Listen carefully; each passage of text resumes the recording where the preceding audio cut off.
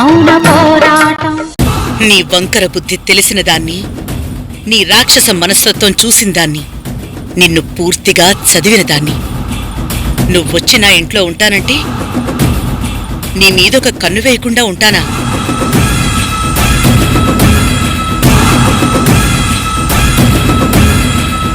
తెలుసో తెలియకో, వ్యంగ్యంగానో వెటకారంగానో ఇందాకో మాట అన్నావు చూడు, ఇది తులసివనమని. ఇది నిజంగానే తులసివనం.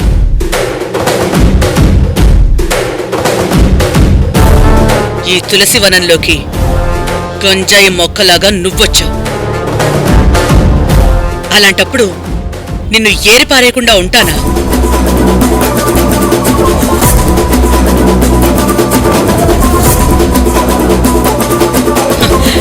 నాకు తెలుసు రాజశేఖర్, నువ్విలాంటిదేదో చేస్తావని. అందుకే నీ ప్లాన్ని నీకే తిప్పికొట్టాను.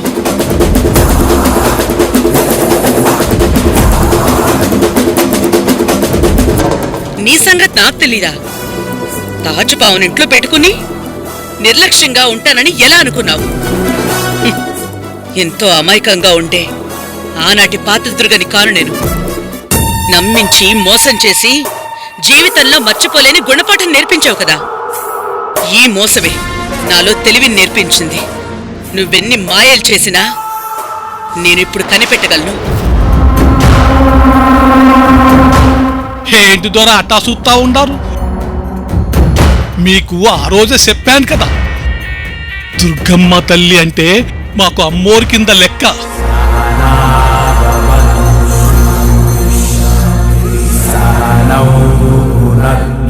మా దేవతకి మేము ద్రోహం చేస్తామా దొర? ప్రాణం పోయినా సరే ఈ తల్లికి అపకారం తలపెట్టము దొర.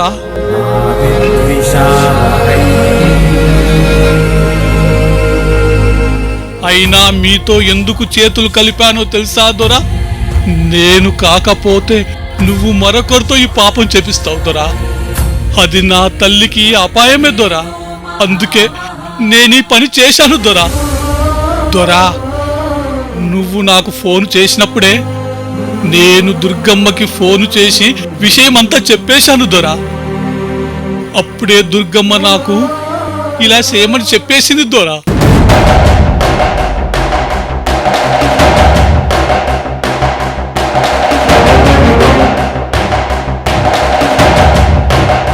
దుర్గమ్మ మా దేవత దొర.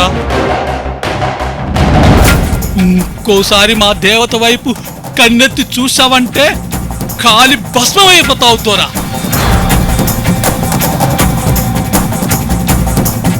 మా దుర్గమ్మ పేరుకు ఇక్కడ ఉంటది కానీ ఈ తల్లి మనసు ఎప్పుడు మా గూడెం వైపే ఉంటుంది దొర.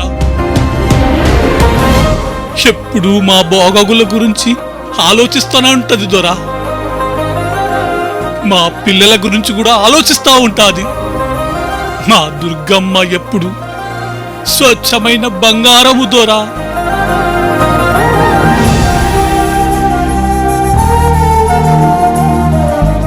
దుర్గమ్మ పాముకు పాలు పోసి పెంచినట్టు వీళ్ళని ఇంట్లో తెచ్చి పెట్టుకున్నావు. రెండోసారి కూడా మోసపోతే ఎట్టమ్మా?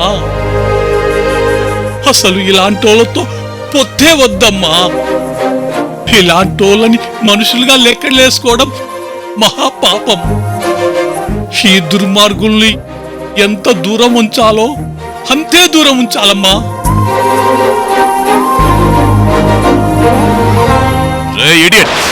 నువ్వు ఇలా చెప్పడం వల్ల నువ్వు నాతో పాటు జైలుకి వస్తున్నావు కదా. జైలుకేంటి దొరా, మా దుర్గమ్మ కోసం నరకానికే వెళ్తాం.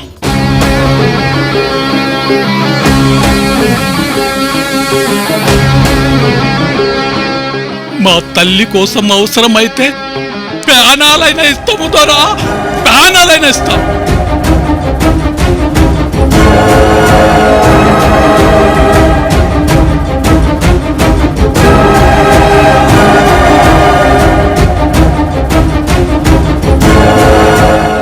మనిషికి ఆయుష్ 100 ఏళ్లంటారు. ఇప్పుడది 80కి వచ్చింది. నీకు ఆల్రెడీ సగం జీవితం ఖర్చయిపోయింది. ఇంకా ఎన్నాళ్ళు బ్రతుకుతావో తెలీదు. ఇకనైనా నీతి నిజాయితీతో మనిషిగా బ్రతుకు. మనం బ్రతికున్నప్పుడు ఎవరు మాట్లాడుకోకపోయినా పర్వాలేదు. కనీసం పోయాకైనా నలుగురు మంచిగా మాట్లాడుకోవాలి కదా.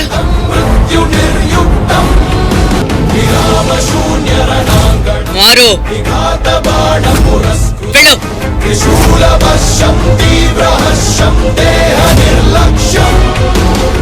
ఎల్లొస్తాను దుర్గమ్మ. వెళ్ళు సుబ్బయ్య, నేను చూసుకుంటాను.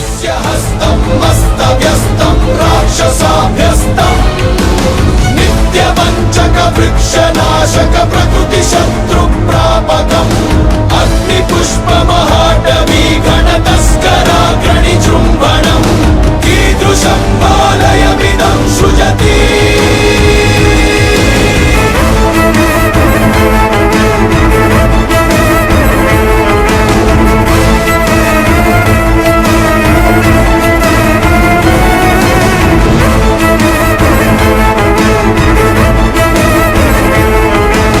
ఏంటి సిగ్గు లేకుండా ఇంకా ఇక్కడే నిలబడ్డావు? చేసింది సరిపోలేదా? అసలు నిన్ను కూడా అరెస్ట్ చేయించాల్సింది. నీ కూతుర్ని తీసుకుని బయలుదేరు. వెళ్ళు.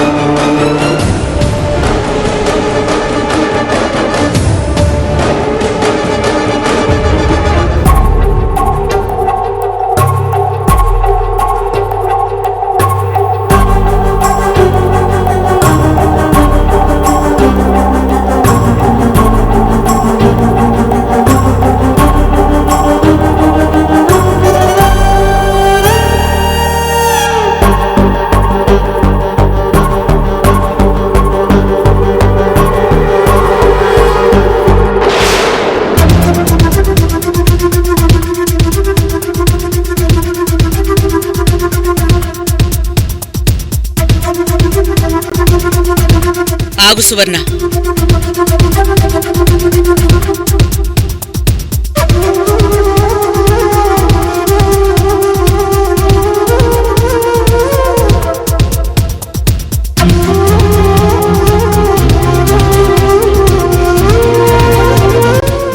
రాజశేఖర్ ఎలాంటివాడైనా మీ పిల్లల్ని నిన్ను బాగా చూసుకుంటున్నాడు. పెద్దవాళ్ల మధ్య ఎంత శత్రుత్వం ఉన్నా అది పిల్లలపై చూపించకూడదు. కానీ మురారి విషయంలో చెడుగానే ప్రవర్తించాడు. కానీ నేనలా చెయ్యలేను.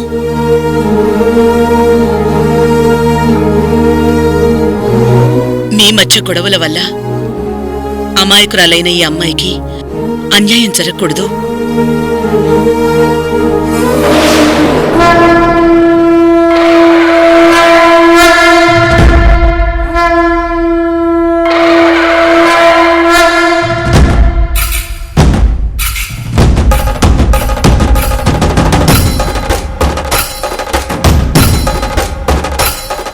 ఆ అమ్మ తల మీద చేయి పెట్టగానే అమ్మాయి గారి మొహంలో ఆనందం, పెదాల మీద చిన్న చిరునవ్వు స్పష్టంగా కనపడ్డాయమ్మా. ఆ అమ్మ చేతిలో ఏదో మాయుందమ్మా.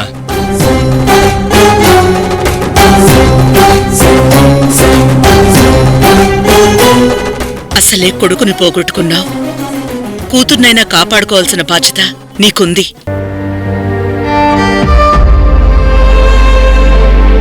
తనకి ఆల్రెడీ మూలికా వైద్యం మొదలుపెట్టాం. దాన్ని మధ్యలో ఆపడానికి లేదు. నేను తనని ఆరోగ్యవంతురాలిగా చేసి పంపిస్తాను. నువ్వెళ్ళు. కోట్లు ఖర్చు పెట్టాం. మా వల్ల కానిది నీ వల్ల అవుతుందా?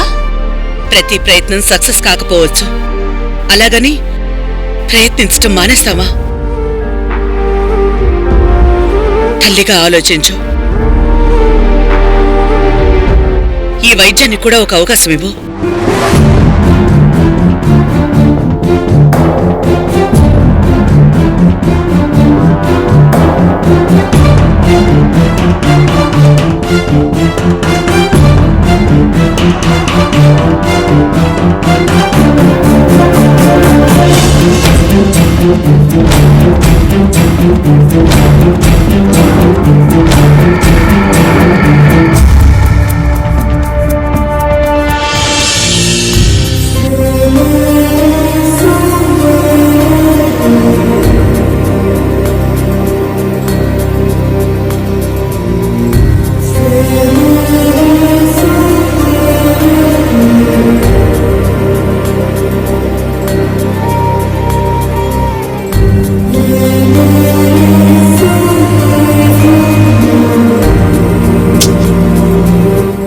ఏంటమ్మా నువ్వు చేస్తుంది?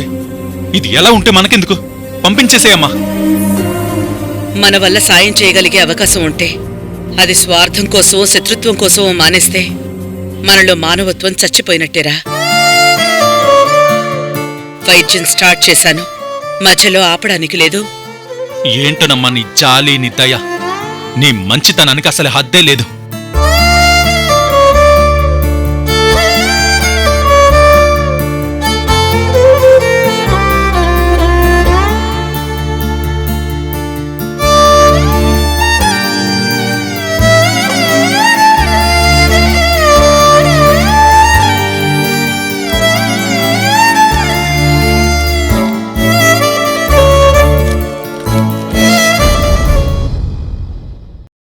డాడీ, మీరేం వరీ కాకండి.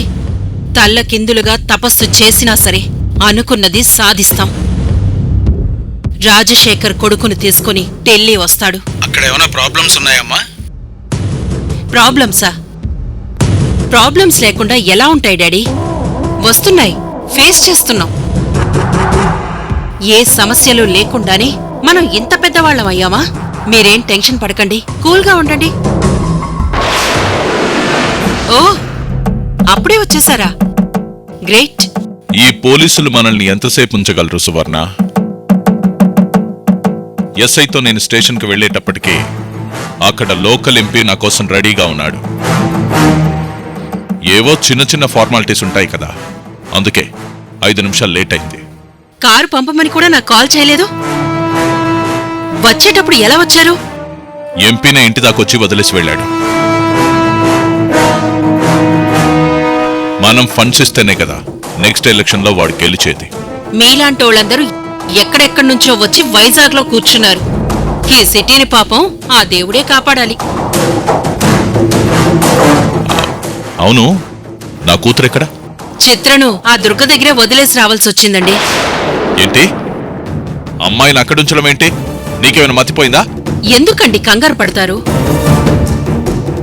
అమ్మాయిని వదిలింది మనలాంటి చెడ్డ మనుషులున్న చోట కాదు కదా, దుర్గ దగ్గరే కదా. కొడుకు అక్కడ ఉన్నాడు కదా అని కూతుర్ని కూడా అక్కడే వదిలేసి వచ్చావా? అన్నా చెల్లెలు సెంటిమెంట్ వర్కౌట్ చేద్దామని ప్లాన్ ఏమైనా చేసావేంటి? అది కాదండి, దుర్గ అమ్మాయికేదో మూలికా వైద్యం స్టార్ట్ చేసిందట. ఇంకా కొన్నాళ్లు కంటిన్యూ చేయాలట. అమ్మాయికి నయమయ్యాక పంపిస్తానంది. ఏంటంటే ఆవిడ నయం చేయించేది? మనకు తెలియని వైద్యాలా? ఏ పుట్టలో ఏ పావుందో ఎవరికి తెలుసండి. ఆవిడ ప్రయత్నాన్ని ఆవిడ్ని చేయనివ్వండి, మనకి నష్టమేంటి? దేవుడి దయవల్ల ఆ వైద్యం పనిచేస్తే మన అమ్మాయి మామూలు మనిషి అవుతుంది. మన డ్రైవర్ ఇంతకు ముందు కూడా ఒకసారి చెప్పాడు, దుర్గం చూసినా, దుర్గ స్పర్శ తగిల్నా చిత్రలో చలనం వస్తోందట. నేను కూడా నిన్న మొన్న ఈ విషయాన్ని స్వయంగా గమనించాను.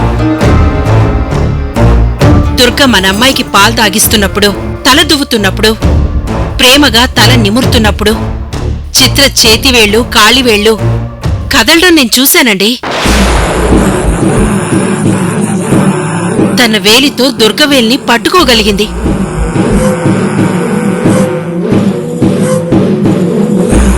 చిత్రంగా ఉందే. ప్రపంచంలో మనకు తెలియని, అర్థం కాని చిత్ర విచిత్రాలు చాలా జరుగుతుంటాయి. మనం కొందరు మనుషుల్ని కలిసినప్పుడు గాని, కొన్ని కొత్త ప్రదేశాలకు వెళ్ళినప్పుడు కానీ మనలో తెలియని వైబ్రేషన్స్ కలుగుతాయి. ఎనర్జీ లెవెల్స్ పెరుగుతాయి. ఎవరు ఎవరిని ఎలా ప్రభావితం చేస్తారో మనం చెప్పలేం. మనమ్మ యాదృచ్ఛికంగా దుర్గకు కనెక్ట్ అయింది. నిజం చెప్పాలంటే దుర్గలో తెలియని ఏదో పవర్ ఉందండి.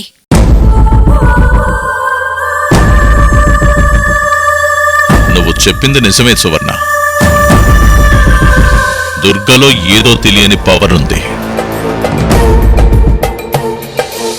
నా మీద ఎంత కోపం ఉన్నా నా కూతుర్ని ప్రేమగా చూస్తుందంటే తనలో ఏదో ఒక మూల నా మీద ప్రేమ ఉండే ఉంటుంది. అబ్బో, తెగ మురిసిపోతున్నారుగా. ఫ్లాష్ బ్యాక్ లోకి వెళ్ళకండి. మనం చేయాల్సిన పనులు చాలా ఉన్నాయి. ఢిల్లీ నుండి డాడీ ఫోన్ చేశారు. ఒకసారి మీరు మాట్లాడండి. సరే.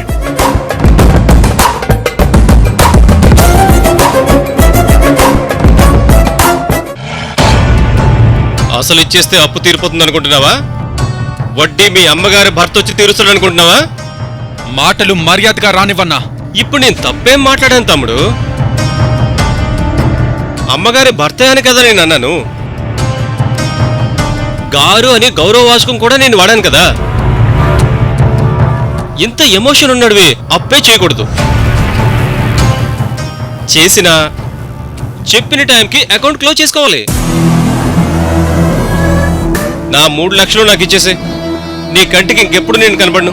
ఇది అన్యాయం అన్నా. వడ్డీ చాలా దారుణంగా వేస్తున్నావు. చక్రవడ్డీ అంటే దారుణంగానే ఉంటుంది తమ్ముడు. విష్ణు చక్రం తిరిగినంత స్పీడ్గా వడ్డీ పెరిగిపోతూ ఉంటుంది. అందుకే దానికి పేరు వచ్చింది. నువ్వు కట్టాల్సిన వడ్డీ ఇప్పుడు అసలైంది. వడ్డీ వారం వారం పాపంలా పెరిగిపోతుంటుంది. నీ పాపం నాకొద్దు. నా అకౌంట్ ఎప్పుడు సెటిల్ చేస్తావో చెప్పు. వడ్డీ మీద వడ్డీ ఏంటన్నా? నా వల్ల అయితే కాదు. చిన్న పిల్లాడిలా అమాయకంగా మాట్లాడితే ఎలా తమ్ముడు? పోనీ ఒక పని చేద్దాం. మ్యాటర్ని మీ అమ్మగారి దగ్గరే సెటిల్ చేసుకుందాం. వడ్డీ లెక్కలు న్యాయమో అన్యాయమో ఆవిడ చెప్తారు. మాట్లాడితే అమ్మ అమ్మ అంటావేంటన్నా? నేనేమన్నా చిన్నపిల్లన్నా? లేకపోతే లెక్కలు నాకు తెలియవా? తెలిసినప్పుడు ఎక్కువ డిస్కషన్స్ పెట్టకూడదు తమ్ముడు. సరే అన్నా, నాకొక వారం టైం ఇవ్వు. నీ అకౌంట్ క్లియర్ చేసేస్తాను. ఇదే నీకు ఆఖరి అవకాశం తమ్ముడు. వారంలో అప్పు తీర్చేసావా సరే సరే, లేదంటే నాలో మరో కోణాన్ని చూస్తావు. మ్యాటర్ మీ అమ్మగారి దగ్గరికి వెళ్తుంది. అన్నా, తీర్చేస్తానని చెప్తున్నాను కదా. వారం అంటే వారమే తమ్ముడు.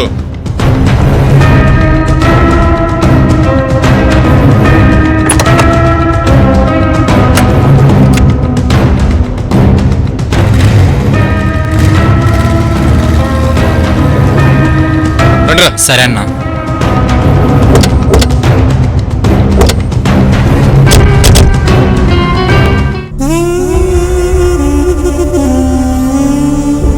ఛా, ఏంటిది? ఎందుకు ఇలా జరుగుతోంది? ప్రపంచం అంతా గెలిచి వచ్చినవాడు ఇంటి ముందు మ్యాన్ హోల్లో పడి చచ్చాడట. అలా తయారయ్యింది నా మొగుడి పరిస్థితి. ఢిల్లీలో చక్రం తిప్పే రాజశేఖర్ వైజాగ్ పోలీస్ స్టేషన్లో ఒక అనామకుల్లా కూర్చోవడమేంటి? ఎంపీలు ఎమ్మెల్యేలతో చెడుగుడు ఆడుకునే నా భర్తని ఆఫ్టర్ ఆల్ ఒక లెక్చరర్ ముప్ప తిప్పలు పెట్టి 3 చెరువుల నీళ్లు తాగించడమేంటి? గోడెంలో పుట్టి పెరిగిన ఒక సామాన్యురాలి చేతిలో ఓడిపోవడమా? No, never. ఈ సువర్ణ ఎప్పటికీ ఓడిపోదు. ఎవ్వరికీ తల వంచదు. శత్రువుని తల దించుకునేలా చేస్తుంది. శత్రుశేషం లేకుండా చేసుకుంటుంది. మేడం, ఏంటి డేవిడ్ ఇప్పుడా రావడం? 2 రోజులు సెలవిచ్చాగా, అయినా సరిపోలేదా? సార్ పరిస్థితి ఇలా అయిందే అన్న బాధతో కొంచెం ఎక్కువ తాగాను మేడం. మత్తు దిగేసరికి ఈ టైం అయింది. తాగి పడుకుంటే సమస్యలు పరిష్కారం అయిపోతాయా? అవ్వవు మేడం. తాగుబోతు ఎదవా, మత్తుగా ఇంట్లో పడి దొరలకపోతే బాస్ సమస్యకు పరిష్కారం ఏంటో ఆలోచించొచ్చు కదా. అయ్యో మేడం, ఆ రాముడికి హనుమంతుడు ఎలాగో బాస్కు నేను అలాగే భక్తుణ్ణి.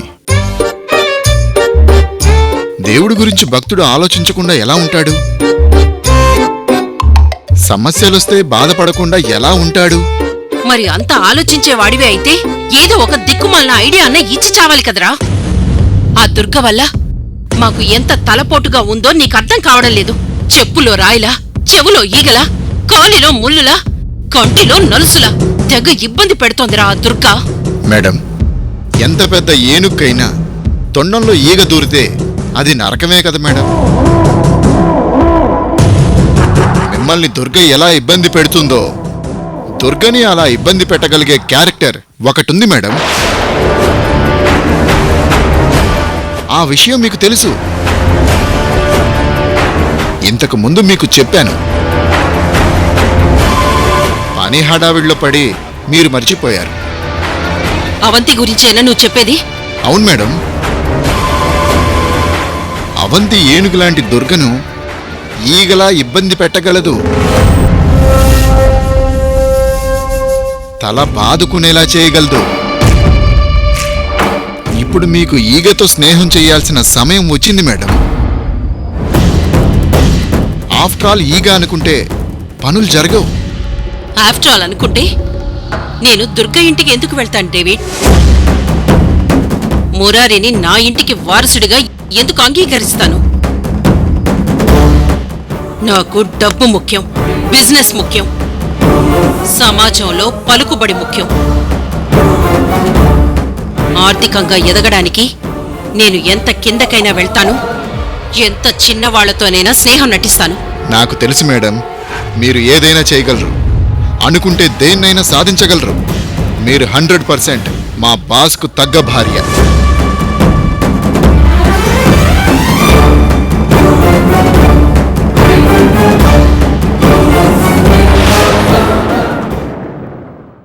ఇదేంటో తెలుసా సార్? ఇంకా సేపట్లో జరగబోతున్న ఎగ్జామ్ తాలూకా క్వశ్చన్ పేపర్స్.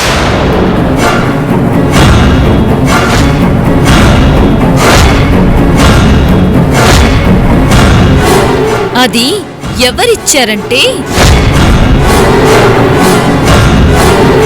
ఇదిగో ఇక్కడ నించున్నారే శ్రీ శ్రీ శ్రీ శ్రీమతి దుర్గా గారు. ఈవిడే ఇచ్చారు.